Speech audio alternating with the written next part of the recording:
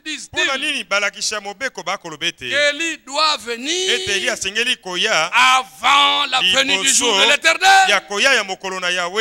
Tourmenté, il voyait Ésaïe 13 et dans d'autres écritures, il voyait que le jour cruel était si proche. Le jour du ravage du Tout-Puissant était tout proche. Le jour de colère qui réduira la terre en solitude et qui en exterminera les pécheurs. Il se disait, mais nous allons détruire bientôt. Mais le Seigneur, connaissant la pensée, il dit, mais oui, il répondit, il est vrai qu'Élie doit venir et rétablir toutes choses. Il est vrai qu'Élie doit venir avant la venue du jour de l'Éternel. Il est vrai, c'est une chose vraie, qu'avant la venue du jour du Seigneur, il faut qu'Élie vienne. Oh, que Dieu soit loué. Mais comme la colère ne doit pas subitement venir, il fallait d'abord que l'an agréable soit publié. Il fallait d'abord que le jour du salut, le jour de grâce vienne avant. Mais ce que vous dites là, dans votre crainte là, il est vrai qu'Élie doit venir avant la venue du jour du Seigneur.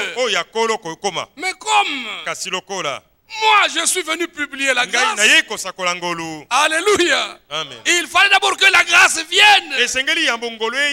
Pendant ce temps de grâce, il y aura l'avertissement. Le jugement viendra après. Que Dieu soit loué. D'abord, il faut qu'il y ait l'avertissement. Il faut que la grâce soit proposée à l'humanité. Que Dieu soit loué. Mais comme il est vrai qu'Élie doit venir avant la venue du jour du Seigneur, mais comme lui, il viendra pour le rétablir toutes choses. Mais comme la colère ne doit pas venir d'abord comme ça, il faut d'abord que l'an agréable soit publié. Moi-même, je suis venu publier l'année de grâce. C'est ce qui s'est passé dans la synagogue.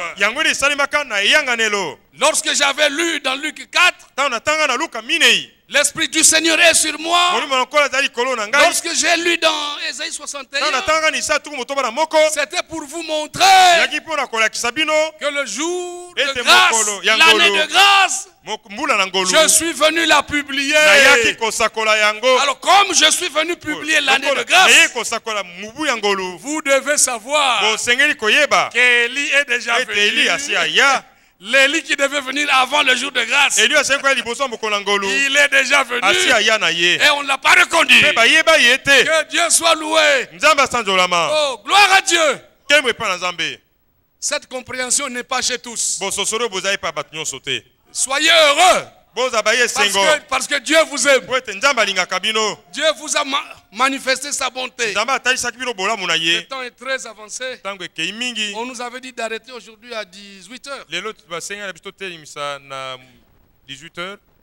Mais Élie est déjà venu. Ils ne l'ont pas reconnu. Ils l'ont traité comme ils ont voulu. C'est Élie-là qui devait venir avant que la grâce ne soit publiée. Que Dieu soit loué.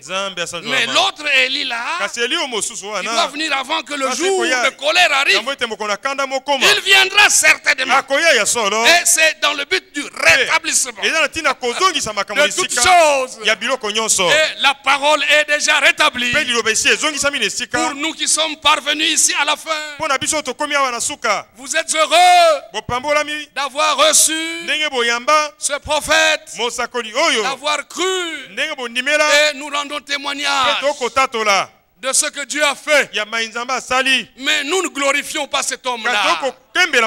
Nous glorifions Jésus-Christ. Lui dont le nom est élevé au-dessus de tout nom. C'est lui qui occupe la première place. Il est le libérateur. Oh, la grâce de Dieu. Aimez-vous la grâce de Dieu? Oui, le salut. Simeon l'a dit. Oh Seigneur, laisse maintenant ton serviteur s'en aller en paix, car mes yeux ont vu ton salut. Il est le salut, c'est un homme. Oui, le salut, c'est un homme. La vérité est un homme. Le chemin est un homme. La vie est un homme. Cet homme, c'est le Seigneur Jésus-Christ. Oh, que Dieu soit loué. Il est bon pour nous. L'année de grâce. La libération. Cela m'a toujours rappelé. M'a toujours rappelé. Vous savez que toute la Bible, je le répète, a pour centre Christ. C'est lui que nous prêchons, nous l'avons déjà dit. Et en nous référant aux Saintes Écritures, par la révélation. Parce que lorsque le Seigneur lui-même, lorsque Dieu a révélé son Fils à Saul, alors il ne consulta ni la chair ni le sang. Et il est allé annoncer Christ parmi les païens. Premièrement, il était question que Dieu révèle en Saul son Fils. Que Dieu soit loué. Il dit, lorsqu'il a plu à celui qui m'avait mis à part dès le sein de ma mère. Oh, que Dieu soit loué. Mis à part dès le sein de sa mère. Oh, gloire à Dieu. Il avait déjà mis à part. Et il lui a révélé son fils Jésus. Alors, Saul n'est allé consulter ni la chair ni le sang pour aller prêcher, pour aller présenter Christ au monde, aux païens. Il fallait d'abord cette révélation. Que Dieu soit loué. Et ce qu'il avait appris, il ne l'avait pas appris d'un homme, mais c'était par révélation du Seigneur Jésus. Que son nom soit loué. Dans Jérémie 52, je vais rappeler ça. Très important. Très important. Puisqu'il nous a été parlé abondamment de la grâce. Un homme était en prison à cause de la rébellion. Oui, le peuple s'était rébellé. Jérémie 52. C'était la nation même. Le royaume de Juda. Déporté à cause de la désobéissance. Jérémie 52. La 37e année de la captivité de Joachim, roi de Juda. Le 25e jour du 12e mois. Évil-Mérodach, roi de Babylone. Mérodach.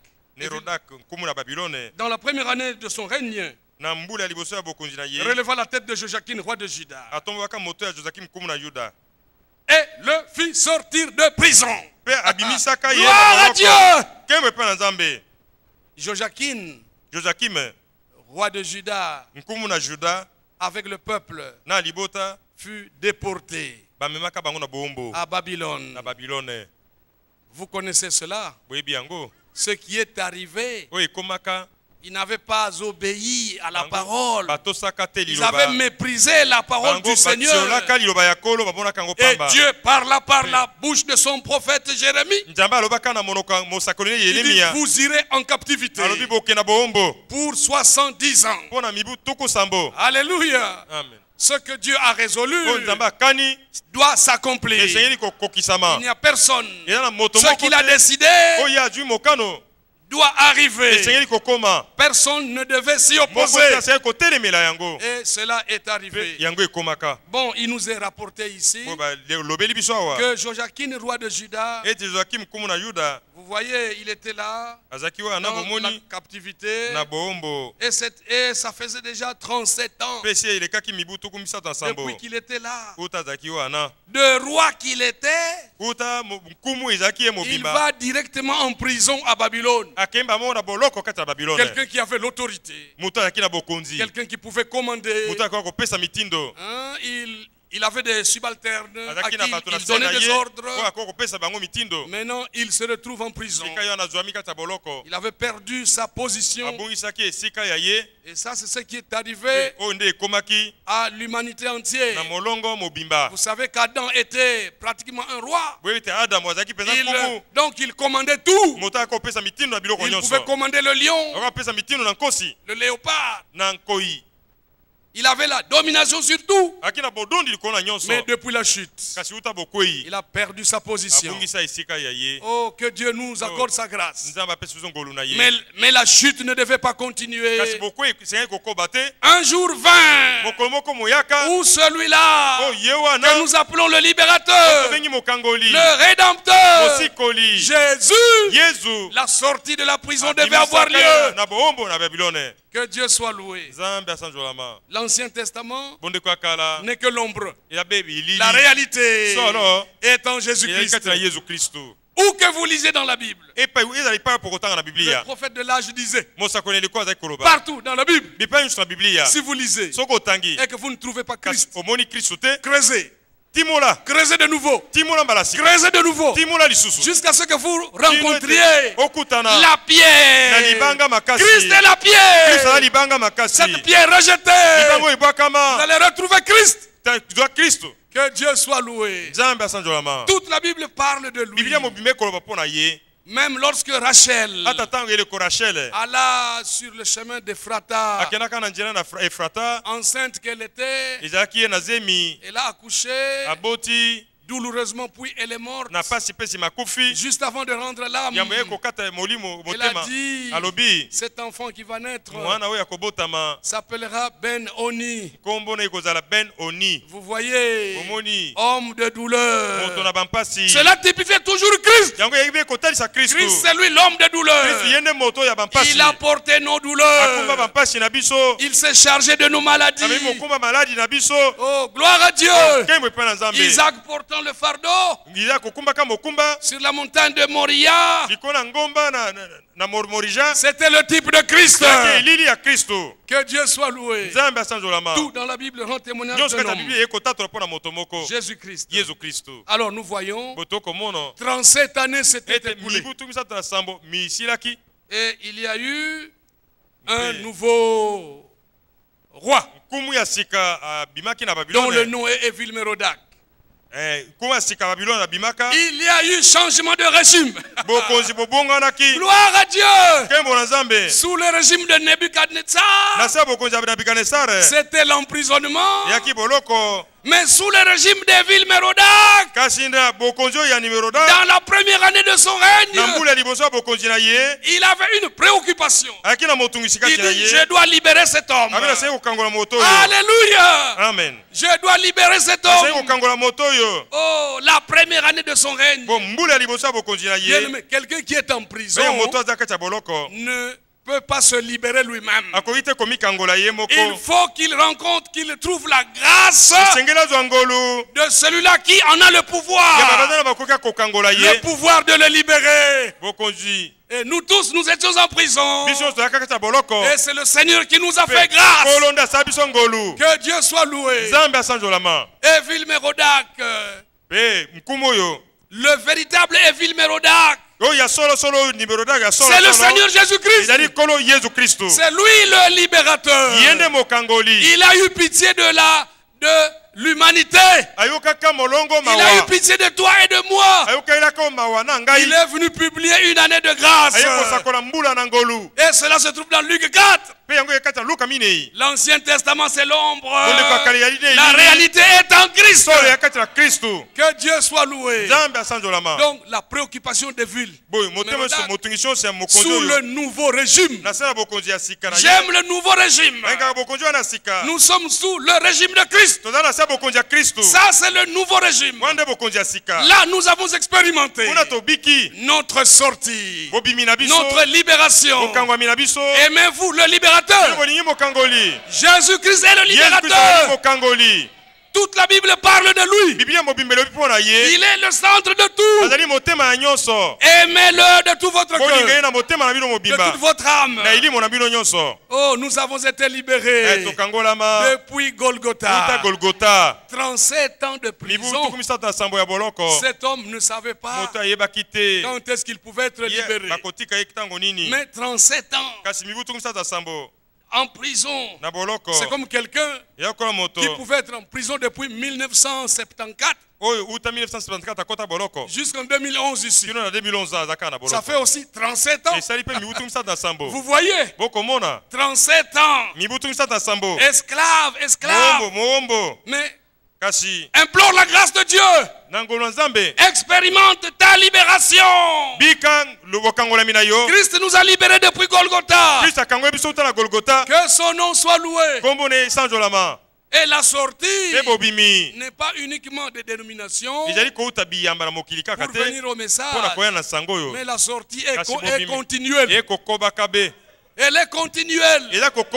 Dans le message, il faut sortir de tout mélange. Dieu n'est pas dans le mélange. Dieu est dans la pureté de sa parole. J'ai souvent dit, prenez un tonneau, 200 litres d'eau. D'eau pure. Mettez-y une goutte d'acide. L'eau devient empoisonnée. Même si c'était de l'eau pure, avec une goutte d'acide, ne buvez pas. C'est empoisonné. Que Dieu soit loué. Un peu de levain fait lever toute la pâte. Dieu n'est pas dans le mélange. Dieu exige la pureté de sa parole. C'est pourquoi nous sortons de tout mélange. Et le mélange donne la mort. Le mélange, c'est l'arme du diable maintenant. Jusqu'aujourd'hui, pour semer la mort, le rouge, le noir et le blanc, faisant le pâle. Ça, c'est l'arme du diable pour semer la mort. Lui-même s'appelle la mort. Sortez de tout mélange. Que Dieu soit loué. Marchez dans la pureté de la parole. Le temps est très avancé. Je voulais montrer, compte tenu de la grâce qui nous a été présentée, nous avons expérimenté notre sortie, notre libération. Il y a le véritable Evil Merodach qui nous a libérés. Il a eu pitié de nous. Ce n'était pas avec notre propre force, mais nous avons seulement trouvé grâce. Qu'est-ce que Joachim a fait pour sortir de la prison? C'était tout simplement par grâce. Evil Merodach a eu pitié de lui. Il a eu compassion de lui. Dieu est compatissant pour nous. Il t'aime. Il t'aime, mon frère. Il t'aime, ma soeur. Dieu nous a manifesté sa bonté. Avez-vous goûté sa bonté en ce temps? Oui, nous sommes témoins. Nous avons goûté sa bonté. Étant sorti de prison, il lui parla avec bonté. Nous l'avons encore senti. Comment le Seigneur nous parle avec bonté depuis le début de cette convention. Dieu nous parle avec bonté. Dieu ne nous menace pas. C'est avec bonté qu'il nous parle. Croyez au message biblique. En prêchant la Bible, nous prêchons Christ. Lorsque je me réfère à Zacharie, je prêche par révélation divine. Je prêche Zacharie 14, 13, 8, 7. Je ne prêche pas Zacharie, je prêche Christ. Parce que ce que Zacharie a écrit là, c'était poussé par le Saint-Esprit. Que Dieu soit loué. Tout ce qu'il a dit de la part de Dieu se trouve là. Gloire à Dieu. Alors là, je prêche Christ. Si je me réfère à Paul, ce que Paul a écrit là, il ne l'a pas dit de lui-même. C'est poussé par le Saint-Esprit. Si quelqu'un est prophète ou spirituel, qu'il reconnaisse que ce que je vous ai écrit là, c'est un commandement du Seigneur. C'est poussé par le Saint-Esprit qu'il a écrit. Alors là, nous ne prêchons pas Paul, nous prêchons Christ. Parce que Paul, qui a posé le fondement, comme un sage architecte, il a prêché Christ. Que Dieu soit loué. Et c'est Christ que nous prêchons. Pas un autre. Pas un homme. En nous référant à Ésaïe,